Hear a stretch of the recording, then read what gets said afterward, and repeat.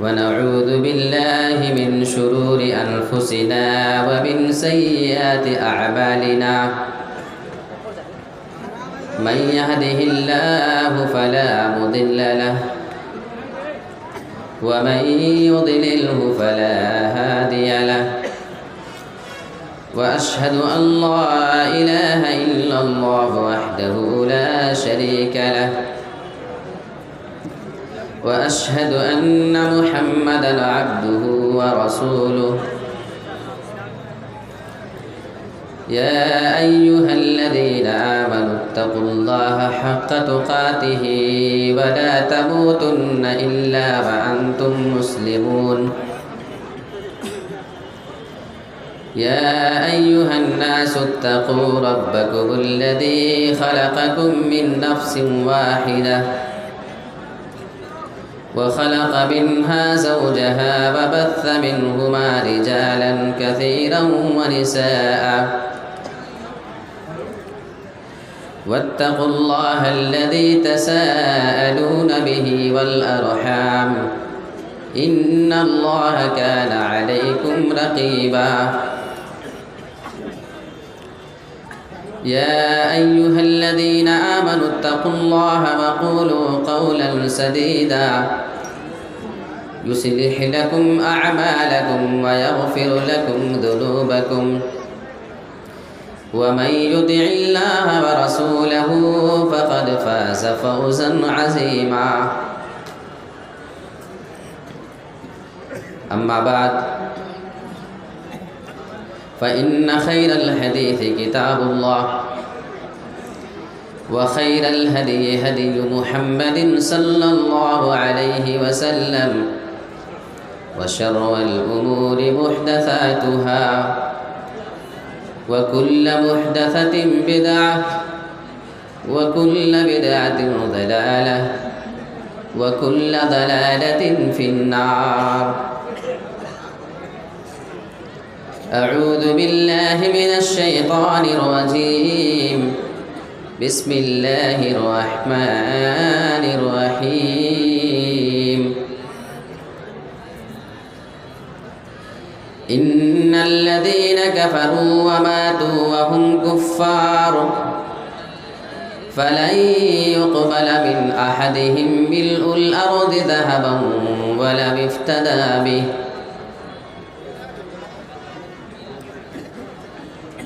محترم و موقر علماء کرام، برہیٹ اور اس کے قرب و جوار سے تشریف لائے ہوئے نہایت ہی محترم اور موقر سامعین کرام،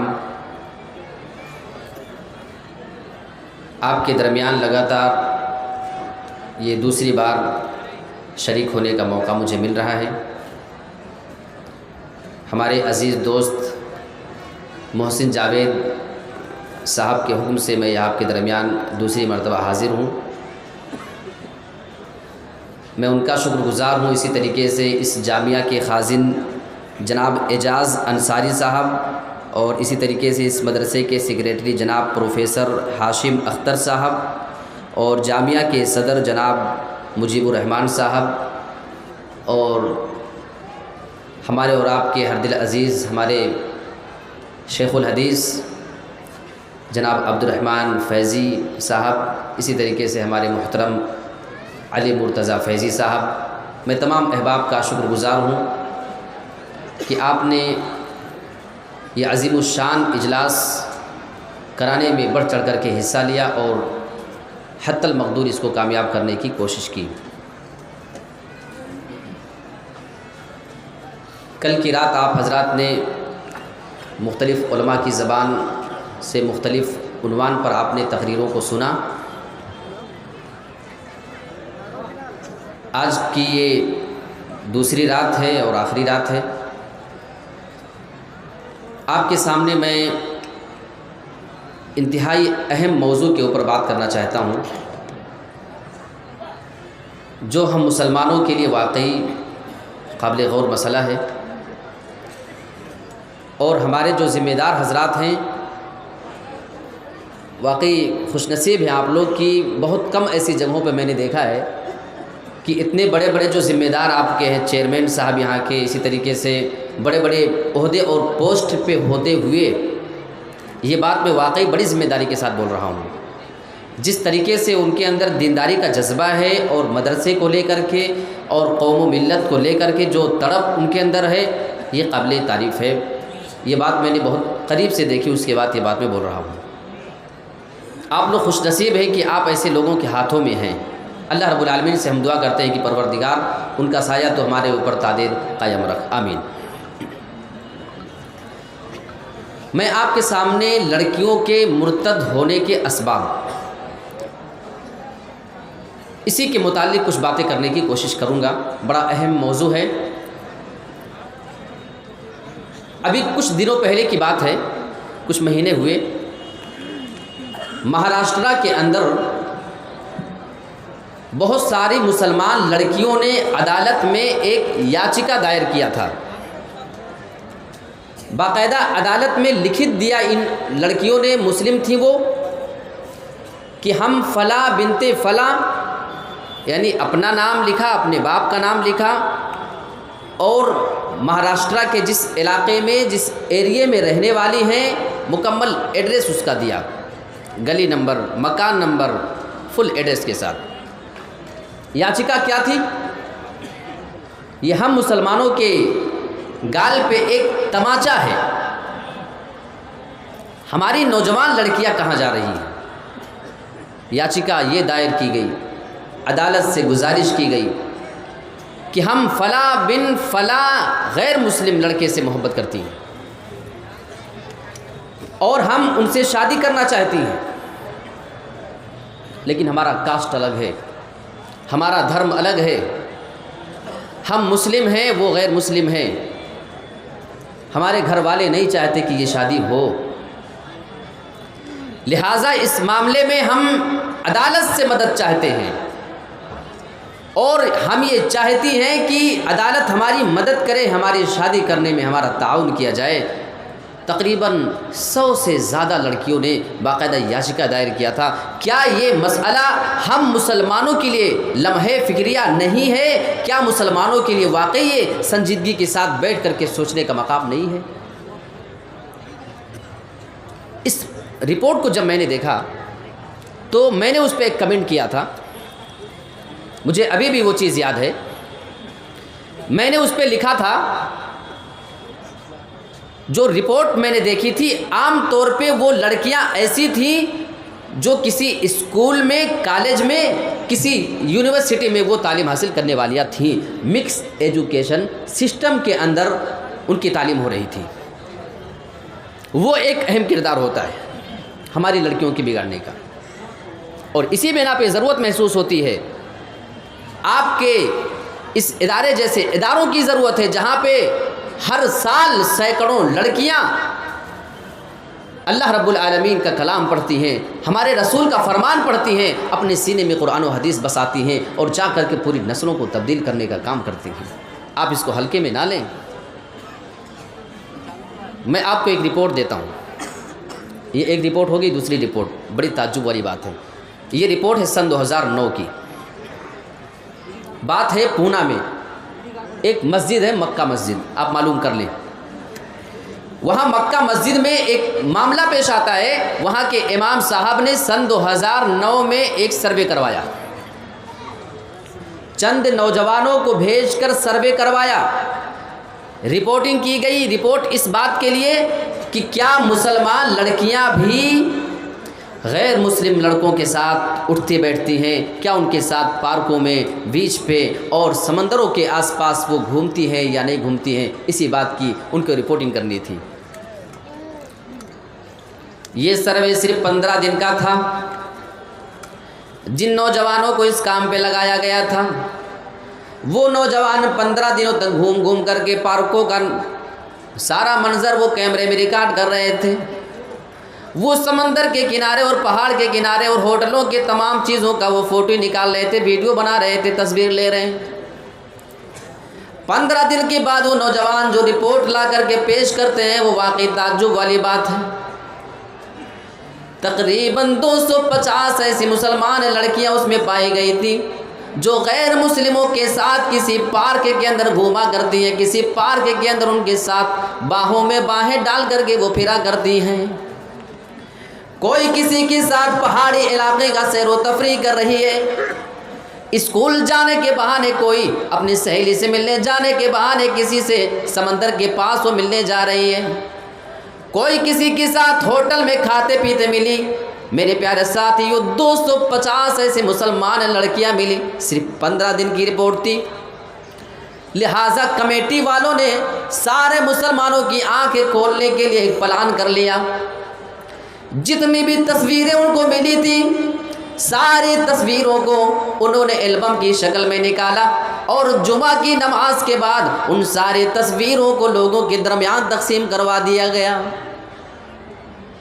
اب لوگ تصویر دیکھ رہے ہیں، ارے یہ تو فلاں نمازی صاحب کی لڑکی ہے، یہ تو فلاں حاجی صاحب کی لڑکی ہے، یہ تو اس بندے کی لڑکی بھی ہے جو ہمارے درمیان ہمارے سماج میں سب سے زیادہ نیک مانا جاتا ہے، جس کی کبھی تہجد کی نماز نہیں چھوٹا کرتی ہے، آج اس کی لڑکی بھی غیر مسلم لڑکے کے ساتھ باہوں میں باہیں ڈال کر کے گھوم رہی ہے۔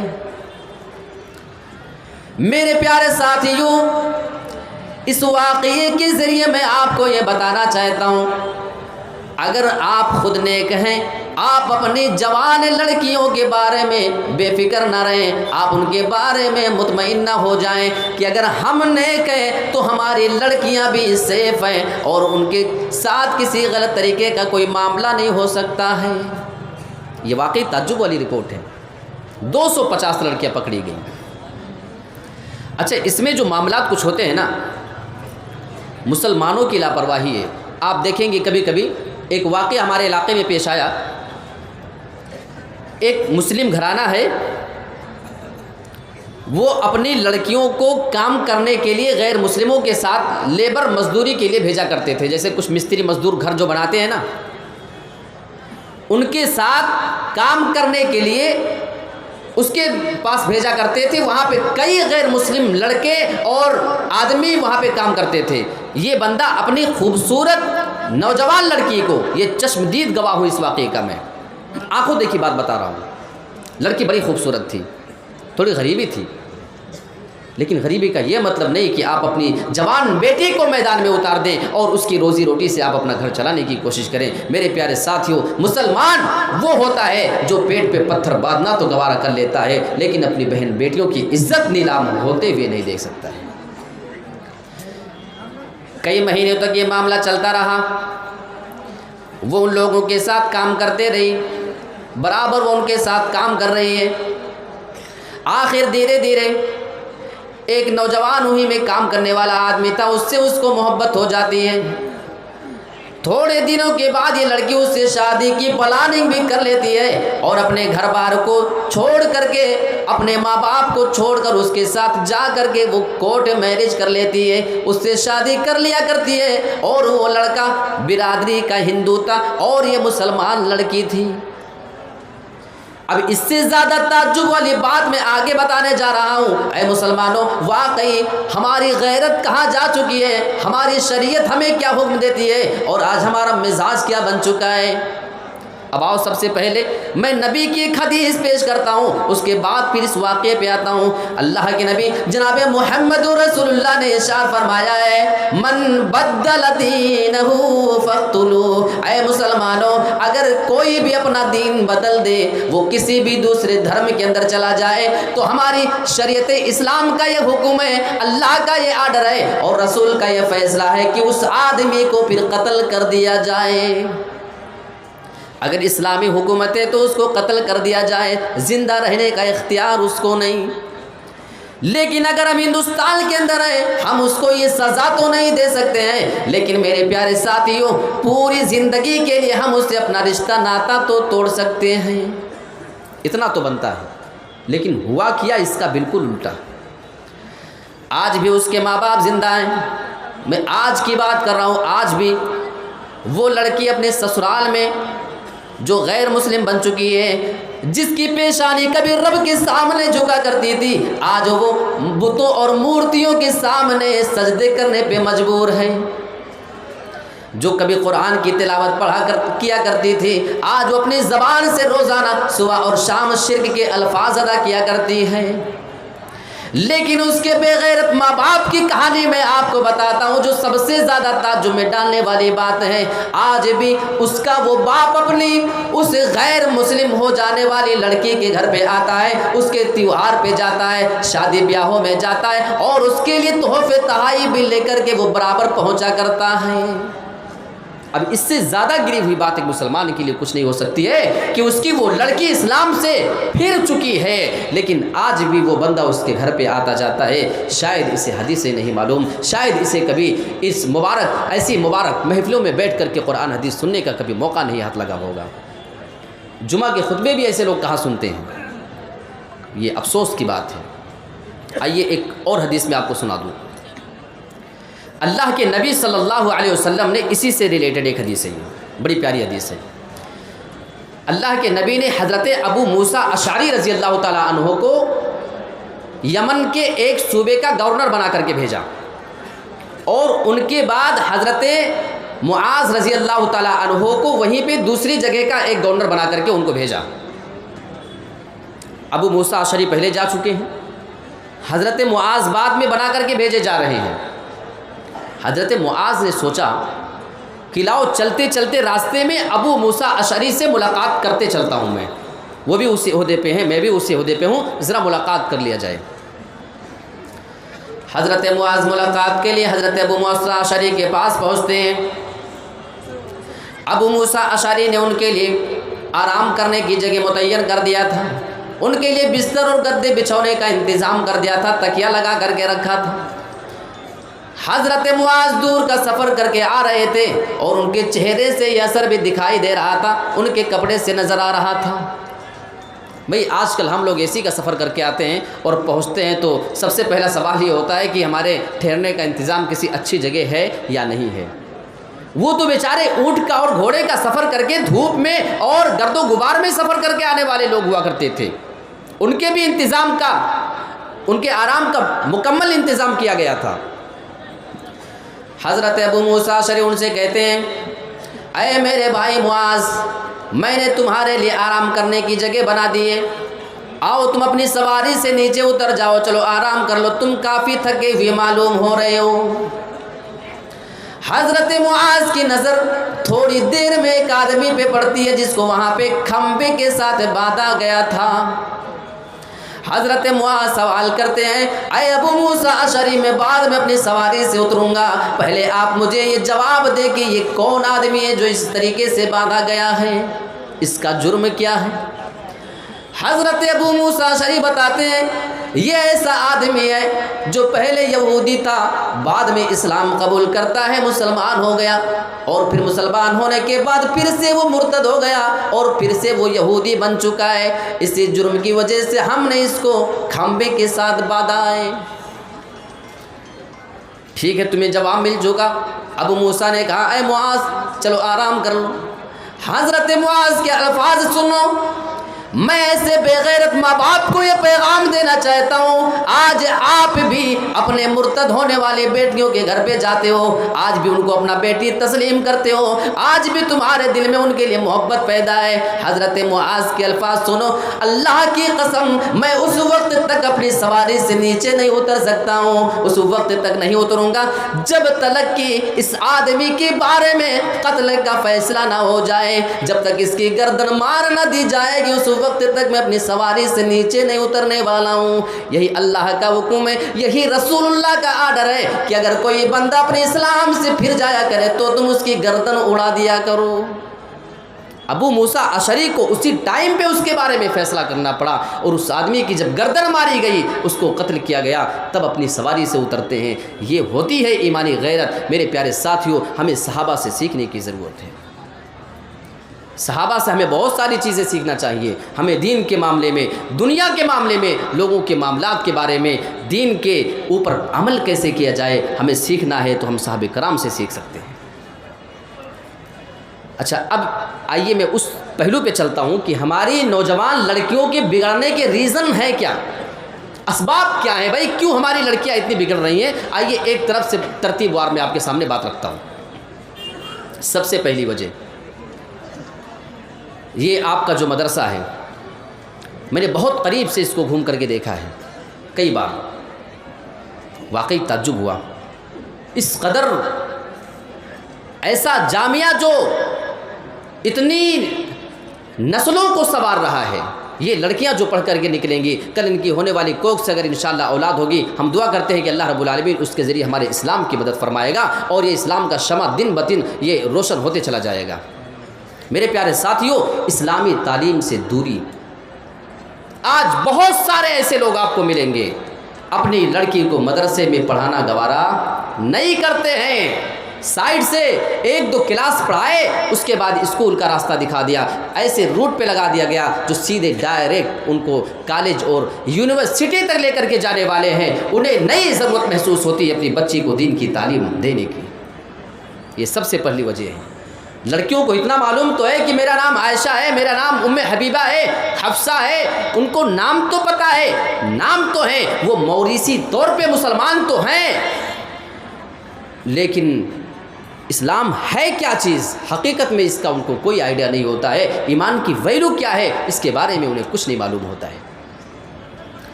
یہ چیز وہ سیکھیں گی کب؟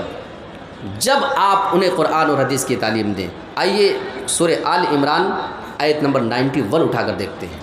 ہمارے ایمان کی ویلیو آپ جاننا چاہتے ہو؟ اللہ اکبر، اس آیت کے ذریعے بہت کچھ معلوم ہوتا ہے۔ ان الذين كفروا وماتوا وهم كفار، بے شک جن لوگوں نے اللہ کے ساتھ کفر کیا، جو اللہ کا انکار کر چکے اور اسی کفر کی حالت میں ان کا انتقال ہو گیا، اللہ رب العالمین ایسے لوگوں کے بارے میں بیان فرماتا ہے فَلَن يُقْبَلَ مِنْ أَحَدِهِمْ مِلْءُ الْأَرْضِ ذَهَبًا وَلَمْ افْتَدَىٰ بِهِ، ایسے کافر جو کفر کی حالت میں مر جائیں، انہیں اسلام نصیب نہ ہو، اگر یہ سارے لوگ اللہ رب العالمین کے پاس آئیں، پوری زمین کے برابر سونا خرچہ کرنا چاہیں، پوری زمین کے برابر وہ چاندی دینا چاہیں، ہیرے جواہرات دینا چاہیں، اللہ بیان فرماتا ہے فَلَن يُقْبَلْ، ان کی جانب سے یہ تمام پوری زمین کے برابر وہ سونے کو ہرگز قبول نہیں کیا جائے گا۔ عربی گرامر کے اعتبار سے لفظ لن کا اللہ نے استعمال کیا، جو انگلش میں معنی دیتا ہے نیور، ہرگز نہیں، کسی قیمت پر نہیں، اس کو قبول کیا ہی نہیں جا سکتا ہے۔ کب؟ اگر ان کا انتقال ہو جائے کفر کی حالت میں، تب۔ اب یہاں اس قرآن کی آیت سے ہمیں سیکھنے کو یہ ملتا ہے، اگر کوئی آپ سے سوال کر لے کہ تمہارا ایمان کتنا مضبوط ہے، تمہارے ایمان کی ویلیو کیا ہے، تمہارا ایمان کتنا قیمتی ہے، اے میری نوجوان نسل کی عورتوں، لڑکیوں، غور سے سنو، آپ ان کو جواب دے دینا ہمارا ایمان پوری دنیا کے سونے چاندی سے بھی زیادہ قیمتی ہے، پوری دنیا کے ہیرے جواہرات سے بھی زیادہ قیمتی چیز اللہ رب العالمین نے ہمیں دیا ہے۔ آئیے ایک حدیث بھی دیکھ لیتے ہیں۔ کل قیامت کے دن اللہ رب العالمین ایک بندے کو لائے گا اور اللہ رب العالمین اس سے فرمائے گا اے میرے بندے یہ بتا، اگر تیرے پاس پوری زمین کے برابر سونا ہو جائے اور ان تمام سونوں کو اللہ کے راستے میں خرچہ کر کے اگر تجھے اپنے آپ کو جہنم سے بچانا ہو تو کیا تو وہ تمام اللہ کے راستے میں سونے خرچہ کرے گا یا نہیں؟ کہے گا میرے رب اگر میرے پاس پوری زمین کے برابر بھی سونا آ جائے، پوری زمین کے برابر میرے پاس سونا ہو جائے اور اگر میں اس کو خرچہ کر کے اپنے آپ کو جہنم سے بچا سکتا ہوں تو اے میرے رب میں ضرور خرچہ کرنا چاہوں گا، میں اپنے آپ کو اس جہنم سے ضرور بچانا چاہوں گا۔ جہنم کیا چیز ہے؟ اللہ اکبر۔ ابھی شیخ نور الدین ساحل کی زبانی آپ نے وہ منظر سنا ہے، میں اس چیز کی طرف تو نہیں جانا چاہتا ہوں لیکن ہاں ایک حدیث آپ کے سامنے میں ضرور رکھنا چاہوں گا۔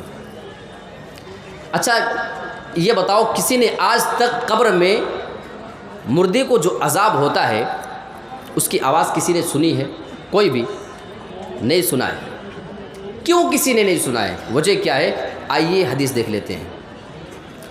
اللہ کے نبی جناب محمد رسول اللہ ارشاد فرماتے ہیں لولا اللہ تدافنوا لدعوت اللہ ان یسمعکم من عذاب القبر، اے لوگوں اگر مجھے یہ ڈر نہیں ہوتا کہ تم اپنے مردوں کو قبروں کے اندر دفنانا بند کر دو گے، تم اپنے مردوں کو آج کے بعد سے کبھی قبر کے اندر دفن نہیں کرو گے، لدعوت اللہ ان یسمعکم من عذاب القبر، میں اللہ رب العالمین سے دعا کر دیتا، میں اللہ سے دعا کر دیتا کہ اللہ رب العالمین پھر تمہیں قبر کے عذاب کو سنا دے۔ اور سارے عذاب نہیں بلکہ آپ پر بھی گرامر معلوم کریں، بڑے بڑے علماء کی ٹیم موجود ہے۔ اللہ کے نبی نے بیان فرمایا من عذاب القبر، قبر کے تمہیں بعض عذاب اللہ سنا دیتا، تھوڑے سے عذاب کو سنا دیتا۔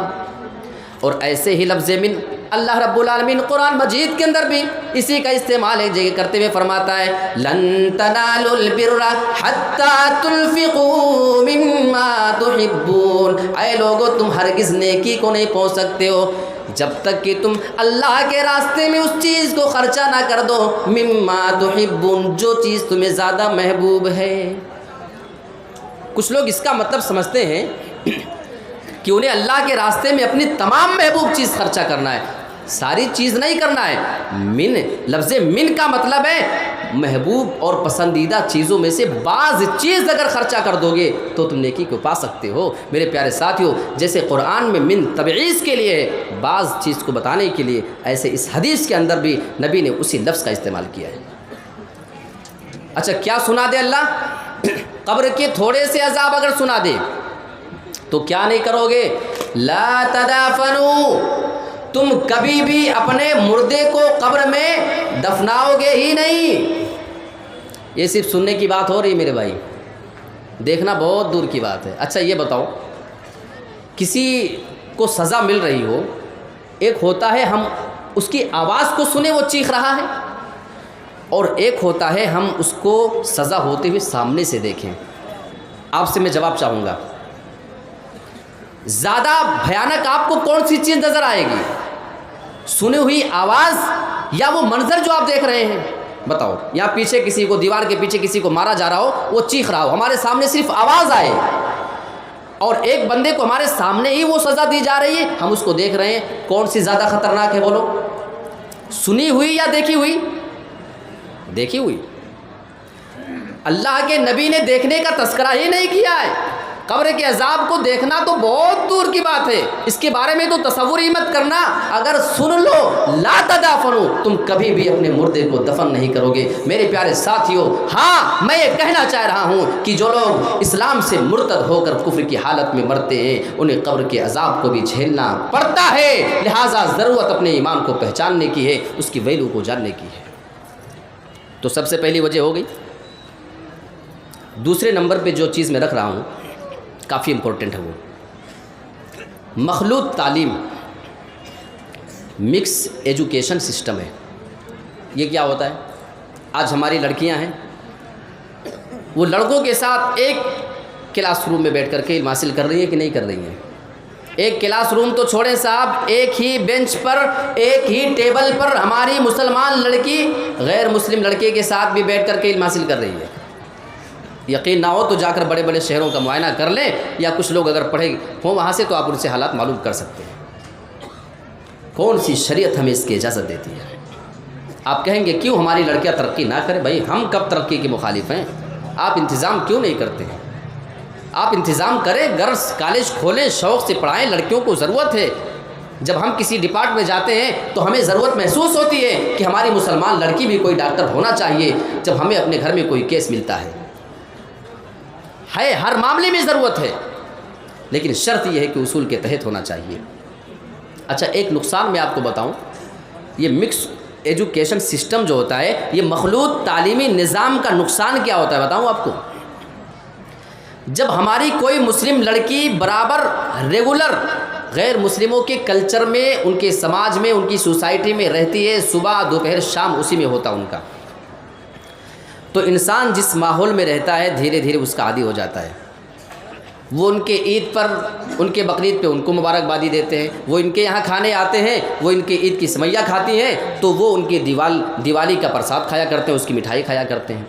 یہ ان کو عید مبارک بولتے ہیں تو وہ ان کو ہیپی دیوالی بولا کرتی ہیں، ہے نا؟ یہ سب چل رہا ہے۔ ان کے جتنے بھی شرکیہ تیوہار ہیں تمام پہ بدھائی دینا یہ ہم مسلمان لڑکیوں ہمارے مسلمان لڑکیوں کی یہ پہچان بن چکی ہے، کیونکہ رہتے رہتے انسان اسی کلچر کا عادی ہو جاتا ہے، اور جب انسان بہت دنوں تک اس میں گھل مل جاتا ہے نا، تو یہ بات مجھے آپ کہنے دیجئے کہ وہ اسلام کو اور غیر اسلام کو ایک ہی کھانے میں لا کر کے ڈال دیا کرتی ہے، وہ اسی نظر سے اسلام کو بھی دیکھتی ہے، اسی نظر سے وہ غیر اسلام کو دوسرے دھرم کو بھی دیکھنے کی کوشش کیا کرتی ہے۔ اور اس کا نقصان ایک چیز میں آپ کو ایک واقعہ دے کر کے آپ کے سامنے رکھ کر کے بتا رہا ہوں۔ یہ واقعہ گجرات کا ہے، وہاں پہ ایک جگہ واپی ہے، وہاں پہ ایک لڑکی تھی، وہ کسی اسکول کالج میں پڑھتی تھی۔ ایک لڑکا ایک بار اس کے گھر پہ آیا، اسی کا ہم عمر لڑکا ہے، اور اس کی ماں کے پاس آیا اور پوچھتا ہے کہ آنٹی آپ کی بچی کہاں ہے، آپ کی لڑکی سے ہمیں ملاقات کرنی ہے۔ تو ماں مکمل نمازی ہے، میں جانتا ہوں، اس کے باپ کو جانتا ہوں، میں اس کی ماں کو جانتا ہوں، میں گواہ ہوں اس معاملے میں، بڑے نیک ہیں۔ باپ کی آپ شرعی اس کا حلیہ دیکھیں گے تو آپ کہیں گے کتنا بڑا متقی ہوگا، اور واقعی ہے، وہ نمازی ہے، پابند ہے، روزے کا پابند ہے وہ بندہ، ماں بھی ویسے ہی ہے۔ لیکن غلطی کہاں ہو رہی ہے؟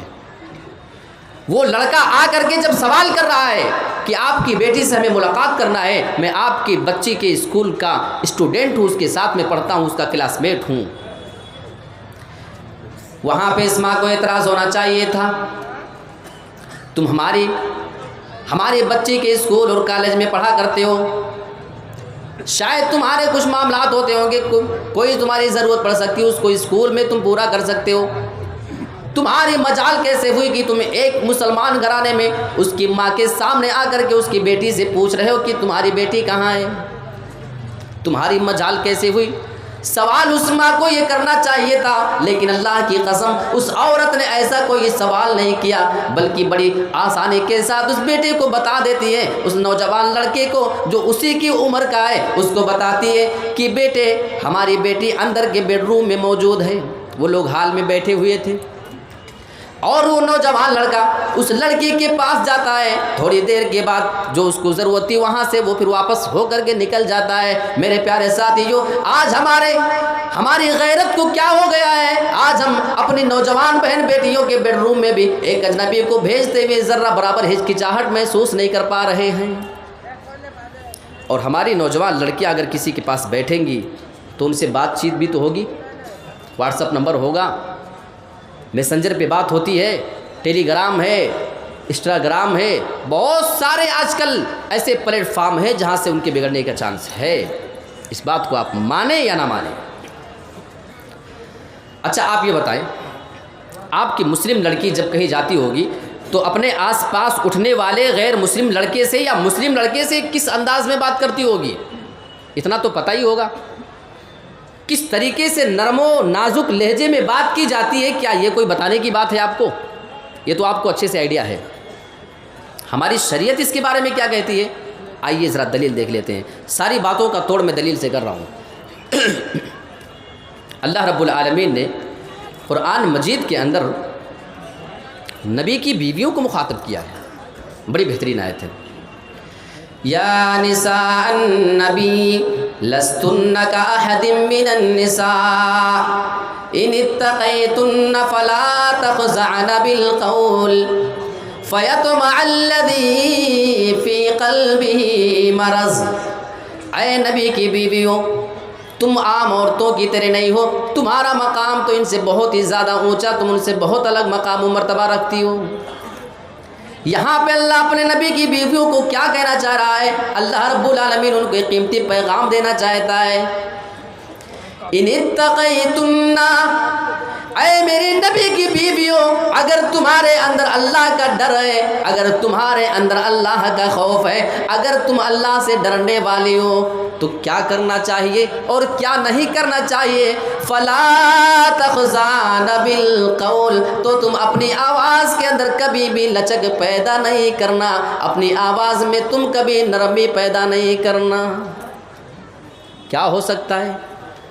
آگے اللہ اس کا نقصان بتا رہا ہے، فَيَطْمَعَ الَّذِي فِي قَلْبِهِ مَرَضٌ، اگر تم نرم انداز میں کسی سے بھی باتیں کرو گی، کسی سے اپنے اس انداز میں بات کرو گی، سامنے والا بندہ اگر تمہارے بارے میں ایسی باتوں کو سنے گا، اگر وہ دل کا بیمار آدمی ہے، اس کے دل میں کوئی کھوٹ بھی تو پیدا ہو سکتی ہے، ہو سکتا ہے وہ تمہارے بارے میں کوئی غلط خیال بھی پال سکتا ہے۔ اب میں آپ سے سیدھا سیدھا سوال کر لیتا ہوں، اللہ رب العالمین یہ آرڈر کن کو کر رہا ہے؟ اللہ یہاں پہ نبی کی بیویوں کو حکم فرما رہا ہے۔ اب دوسرا سوال آپ سے میں کرتا ہوں، نبی کی بیویوں کو کن کے سامنے زیادہ باتیں کرنا پڑتی تھی؟ آپ کا جواب ہوگا کہ نبی کے صحابہ سے وہ باتیں کیا کرتی تھی، نبی کے صحابہ کے سامنے ان کو زیادہ بولنا پڑتا تھا۔ اچھا، نبی کے صحابہ کو چھوڑ دیں، اس کے بعد تابعی، اور ان دونوں زمانے کے بارے میں اللہ کے نبی نے فرمایا کہ سب سے بہترین میرا زمانہ ہے، اس کے بعد پھر وہ بہترین زمانہ ہوگا جو اس کے بعد ہوگا۔ یہ بہترین زمانے کی بات چل رہی ہے، اور وہ صحابہ ان کے دل میں بھی کوئی کھوٹ پیدا ہو سکتا ہے اگر وہ نبی کی بیویوں کی نرم و نازک اور لچیلے دار آواز کو ان کے سن لے۔ اچھا، یہ صحابہ کیا ہیں؟ ان کے بارے میں بس قرآن کی ایک آیت ہے، فَإِنْ آمَنُوا بِمِثْلِ مَا آمَنْتُمْ بِهِ فَقَدِ اهْتَدَوْا۔ اے میرے نبی کے صحابہ، تم جس طریقے سے ایمان لے کر کے آئے ہو، اگر یہ دوسرے لوگ بھی اسی طریقے سے ایمان لے آئے فَقَدِ اهْتَدَوْا، تو اللہ رب العالمین اس کی گارنٹی لیتا ہے اگر یہ سارے لوگ تمہاری طریقے سے ایمان لے آئے تو اللہ رب العالمین فرما رہا ہے فَقَدِ اهْتَدَوْا، تو یہ سارے کے سارے لوگ بھی ہدایت یاب ہو جائیں گے، یہ سارے کے سارے لوگ بھی سیدھے راستے پہ آ جائیں گے، ہدایت ان کو مل جائے گی۔ یہاں پہ اللہ تعالیٰ نے نبی کے صحابہ کے ایمان کو معیار قرار دیا ہے، کسوٹی قرار دیا ہے، اللہ رب العالمین نے اس کو پیمانہ قرار دے دیا ہے۔ میرے پیارے ساتھیوں، یہ نبی کے صحابہ کا ایمان ہے۔ آپ نبی کے صحابہ کے ایمان کو سمجھ چکے ہو تو آپ ذرا سنو، فَيَطْمَعَ الَّذِي فِي قَلْبِهِ مَرَضٌ، اے نبی کی بیویوں، ہے میرے نبی کے صحابہ بہت زیادہ نیک، یہ ساری باتیں اپنی جگہ ہیں، لیکن اگر ان کے سامنے بھی تم نرم انداز میں باتیں کرو گی تو ہو سکتا ہے انسان ہونے کی حیثیت سے کل بنی آدم خطاء، ہر انسان تو خطا کار ہے، ہر انسان گنہگار ہے۔ اس انسان ہونے کی وجہ سے، بشر ہونے کی وجہ سے نبی کے صحابہ کے دل میں بھی تمہارے بارے میں کوئی خیال آ سکتا ہے، لہٰذا فلا تخضعن بالقول، تم اپنی آواز کے اندر لچک پیدا نہیں کر سکتی ہو۔ اگر نبی کی بیویوں کو اجازت نہیں صحابہ کے سامنے ویسی بات کرے تو ہماری یہ نوجوان لڑکیاں 15, 18, 20 سال کی اور ان کے ہاسٹل میں رہنے والے، ان کے بینچ پر بیٹھنے والے لڑکوں سے excuse me, help me please, کیا آپ میری مدد کر سکتے ہیں؟ کیا میں آپ کے پاس آ سکتی ہوں؟ کیا آپ ہماری مدد کر سکتے ہو؟ یہ جملے بولنے کی اجازت ان کو کس نے دیا ہے؟ بس اسی کا جواب مجھے آپ سے چاہیے۔ اور اگر یہ چیز جائز نہیں ہے تو رب کعبہ کی قسم ہمیں اس پہلو پہ غور کرنے کی ضرورت ہے۔ آپ کہیں گے کیوں، اس کا نقصان کیا ہو سکتا ہے؟ کیا حرج ہے؟ لوگ یہی سوال کرتے ہیں، پرابلم کیا ہے اس میں مولانا؟ اگر ایسا ہم کریں، ہماری بچی کسی کے ساتھ اٹھے بیٹھے، زمانہ ہے، زمانے کے حساب سے چلنا پڑتا ہے، فرق کیا پڑے گا؟ آئیے ایک حدیث دیکھ لیتا ہوں، میں اپنی جانب سے کچھ نہیں بولوں گا، آپ الزام میرے اوپر نہیں رکھ سکتے، بس ایک حدیث دیکھ لیتے ہیں۔ أيما امرأة إذا استعترت فمرت بالمجلس فهي كذا وكذا يعني زانية۔ اللہ کے نبی جناب محمد رسول اللہ نے ارشاد فرمایا ہے، اگر کوئی بھی عورت خوشبو حاصل کر لے، خوشبو لگانا الگ، خوشبو حاصل کرنا دوسری بات۔ ایک ہوتا ہے ہم عطر نکال کے لگائیں، یہ ہے خوشبو لگانا، ایک ہوتا ہے کریم پاؤڈر، کوئی ایسی چیز لگاؤ اس سے خوشبو مل جائے، حاصل ہو گئی، لگایا نہیں الگ سے وہ پرفیوم وہ عطر کا استعمال نہیں، بس ایسے خوشبو حاصل ہو جائے۔ ایما امرأۃ اذا استعطرت، خوشبو حاصل کر لے، اس کو حاصل ہو جائے، اس کے بعد کیا ہو؟ فمرت بالمجلس، اگر وہ خوشبو حاصل کرنے کے بعد مردوں کی مجلس سے صرف گزر جائے، کسی کو دیکھے نہیں، کسی سے بات نہ کرے، وہ کسی مجلس میں بیٹھے نہیں، چلی جائے گزر جائے، اللہ کے نبی بیان فرماتے ہیں فَهِيَ كَذَا وَكَذَا، نبی کی نظر میں وہ عورت وہ ایسی ہے یعنی زانیتن، یعنی وہ عورت زانیہ ہے، وہ عورت بد کردار ہے، وہ عورت ہمارے نبی کی نظر میں بد چلن ہے، زانیہ ہے، وہ بدکار عورت ہے۔ اگر خوشبو حاصل کرنے کے بعد نکلنے والی عورت نبی کی نظر میں یہ مقام رکھتی ہے تو میرے پیارے ساتھیوں اب آپ کو جواب مل چکا ہوگا۔ اگر ہماری 15 20 22 سال کی بچی کسی دوسرے کے پاس بیٹھ کر کے ایک ٹیبل پہ اگر وہ علم حاصل کرے، جس کے دین کا کوئی پتہ نہیں، وہ بندہ کیسا ہے، وہ کردار میں کیسا ہے، پھر آپ ہمیں ایمانداری کے ساتھ بتانا آپ کی بیٹی کا اس سے بات کرنا کیسا ہے، آپ کی بیٹی کا اس کے بغل میں بیٹھنا کیسا ہے۔ قرآن کی ایک آیت مجھے یاد آتی ہے، ابلیس نے اپنے وعدے کو پورا کیا ہے۔ ہاں مجھے کہنے دیجیے آپ، فرق صرف اتنی بات کا ہے کہ ابلیس نے اپنے وعدے کو سچا کر کے دکھایا ہے۔ آئیے سورۃ الحجر اٹھا کر دیکھ لیتے ہیں، 5 آیتیں ہیں۔ ابلیس نے اللہ سے مہلت مانگی تھی، قال رب فانظرنی الی یوم یبعثون، ابلیس نے کہا اے میرے رب تو مجھے مہلت دے دے، الی یوم یبعثون، تو مجھے قیامت تک کے لیے مہلت دے دے۔ قال فإنک من المنذرین، اللہ بیان فرماتا ہے جیسے ابلیس نے رب سے مہلت مانگی، اللہ کہتا ہے جا میں نے تجھے مہلت دے دیا، الی یوم الوقت المعلوم، اے ابلیس جا میں تجھے قیامت تک کے لیے مہلت دیتا ہوں، تیری مرضی جو کام تو کرنا چاہے کر لینا، میں نے تجھے قیامت تک کے لیے مہلت دے دیا ہے۔ اب آگے کے الفاظ دیکھیں، قال رب بما اغویتنی، اے میرے رب تو نے مجھے گمراہ کیا ہے، یہ جو آج میں سیدھے راستے سے بھٹک چکا ہوں، آج جو میں جنت سے نکالا جا رہا ہوں، میں ہمیشہ کے لیے جہنمی بن چکا ہوں، بما اغویتنی، اس کی وجہ یہ ہے کہ تو نے مجھے گمراہ کر دیا ہے۔ اللہ کی قسم ہمارے رب پہ یہ ابلیس اتنی بڑی تہمت لگا کے آیا ہے، رب کو کتنا ناراض کیا ہوگا اس مردود نے، کہتا اللہ تو نے مجھے گمراہ کیا ہے۔ مردود گمراہ خود ہو رہا ہے، الزام ہمارے رب پہ ڈال رہا ہے، اور ہم بیچارے مسلمان ہم اس ابلیس کی باتوں میں آتے ہیں، ہم اس کے اس چیلے چپاٹوں کی باتوں میں آتے ہیں جو ہمارے رب کو گالیاں دے کر کے آیا ہے۔ یہ گالی نہیں دور کیا ہے، اللہ تو نے مجھے گمراہ کر دیا ہے۔ کیا ہمارا ایمان گوارا کرتا ہے؟ سوچ کے ذرا بتانا کہ ہم اس ابلیس کی بات کو اگر ہم مانتے ہیں تو کیا ہمارا دل گوارا کرتا ہے اس چیز کے لیے؟ اس نے کہا کیا تھا وہ چیز دیکھ لیتے ہیں، لَأُزَيِّنَنَّ لَهُمْ فِي الْأَرْضِ، اے میرے رب جب میں زمین کے اندر جاؤں گا میں تیرے بندوں کے لیے گناہوں کو مزین کر دوں گا، میں تیرے بندوں کے لیے گناہوں کو بنا سوار کر کے پیش کر دوں گا۔ ابلیس نے گناہوں کو بنایا ہے، سنوار دیا۔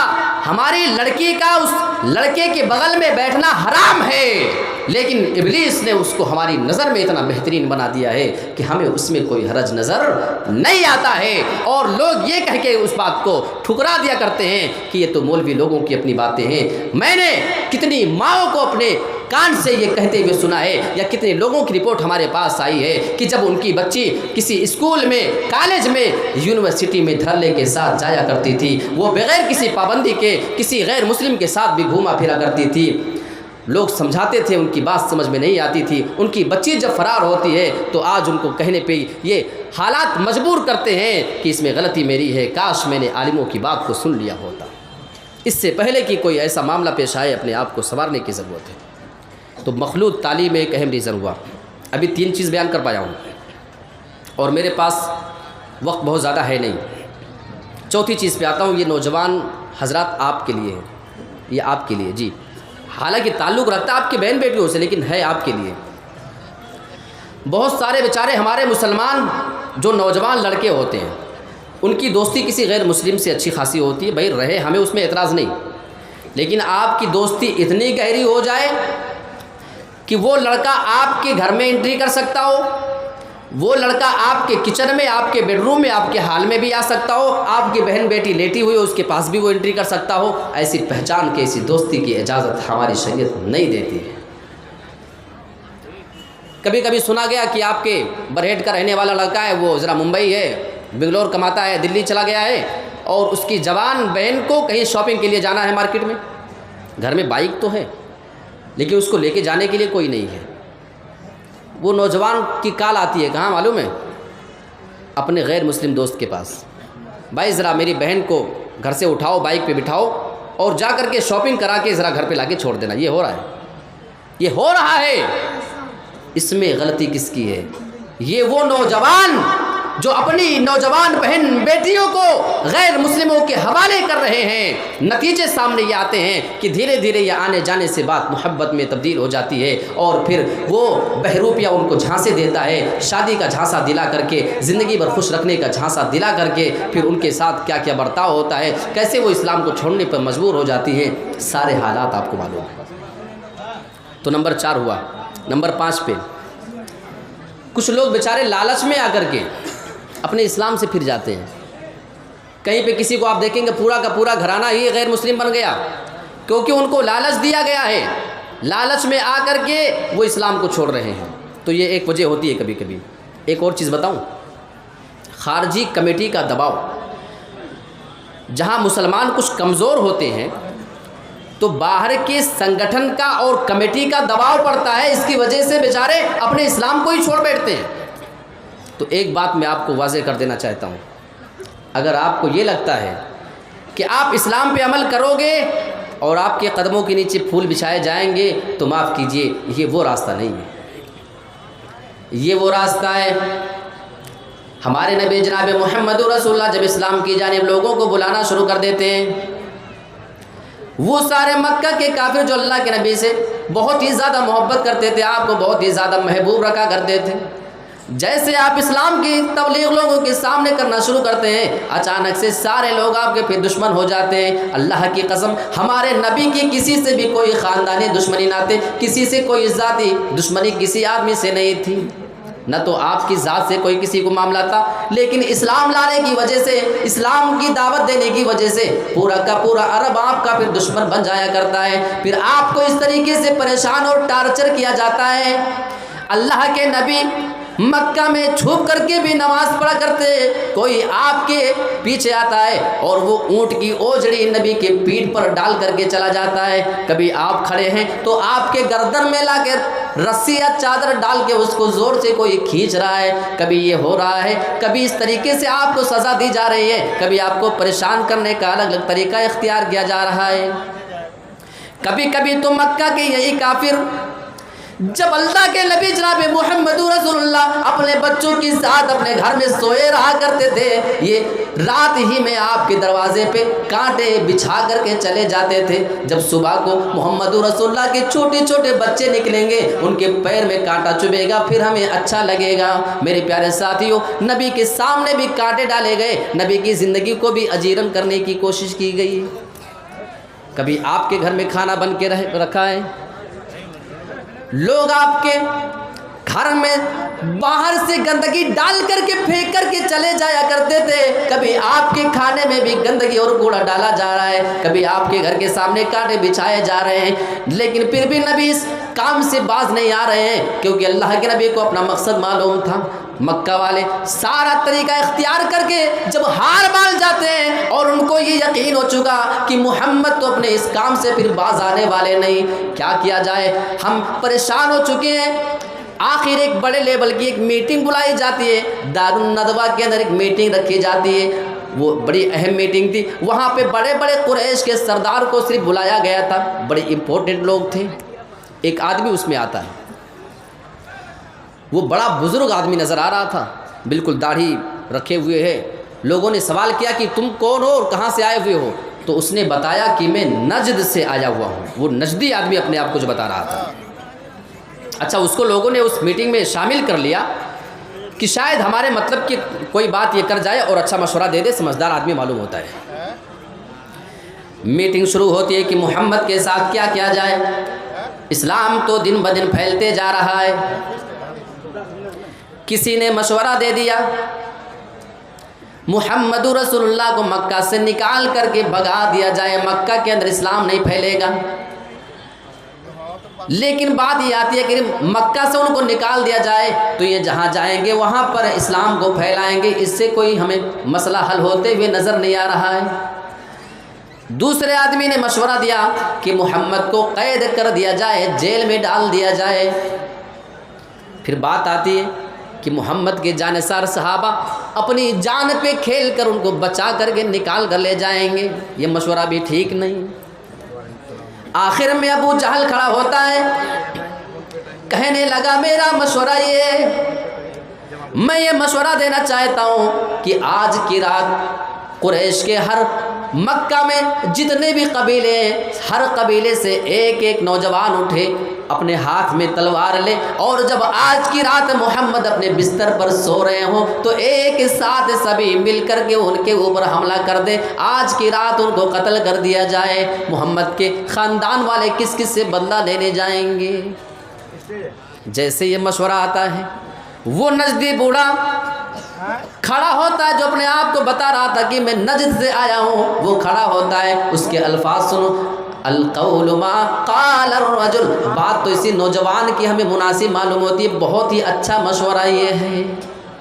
اور بعد میں علماء نے تحقیق کر کے بتایا کہ یہ بندہ آنے والا ابلیس تھا، یعنی ابلیس کی رائے اور ابو جہل کی رائے نبی کے بارے میں موافقت کر گئی، ان دونوں کی رائے مل گئی. اس کا بھی ارادہ تھا کہ نبی کو قتل کر دیا جائے، یہ بھی چاہتا تھا کہ نبی کو قتل کر دیا جائے. میرے پیارے ساتھیوں، اسلام پہ چلنے کی وجہ سے ہمارے نبی کے جان کے بھی لالے پڑے ہیں، کبھی پیروں کے نیچے پھول نہیں بچھائے گئے ہیں.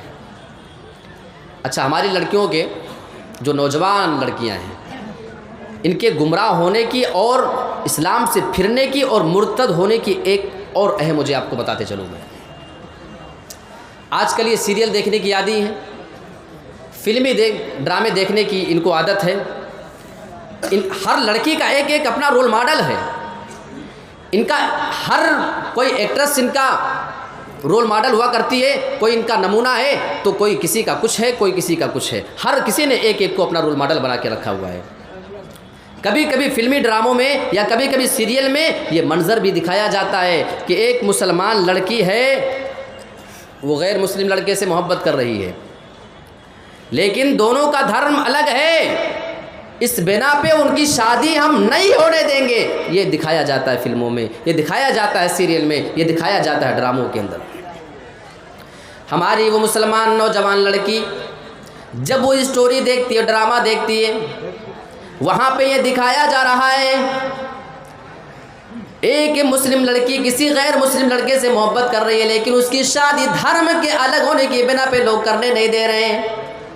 لیکن وہ اسٹوری اس طریقے سے کریٹ کی جاتی ہے، اس کو ایسا بنا کر کے دکھایا جاتا ہے کہ یہ لڑکی اس کو دیکھ رہی ہے، ایک دو گھنٹے اس کو دیکھنے کے بعد پھر اس کی آنکھوں سے بھی آنسو آ رہے ہیں.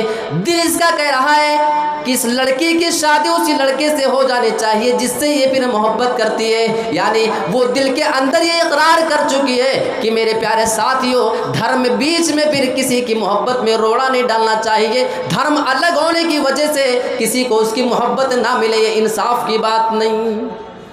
یہ اندر سے بول رہی ہے.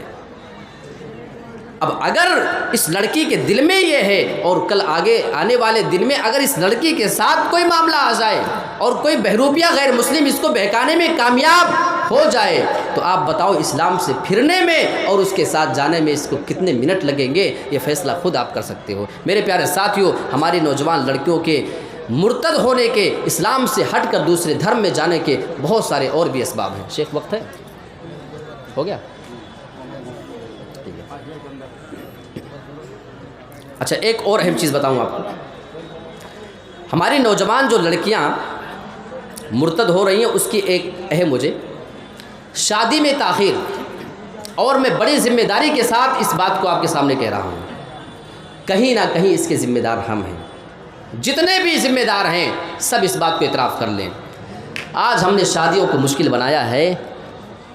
ایک غریب باپ کی 5 لڑکیاں ہیں، 2-3 لڑکیاں جوان ہو چکی ہیں، بالغ ہو چکی ہیں، ان کی شادی کی عمر ہو چکی ہے، لیکن ابھی بڑی بچی کی شادی نہیں ہو پا رہی ہے کیونکہ سماج نے اس شادی کو بہت مہنگا بنا دیا ہے۔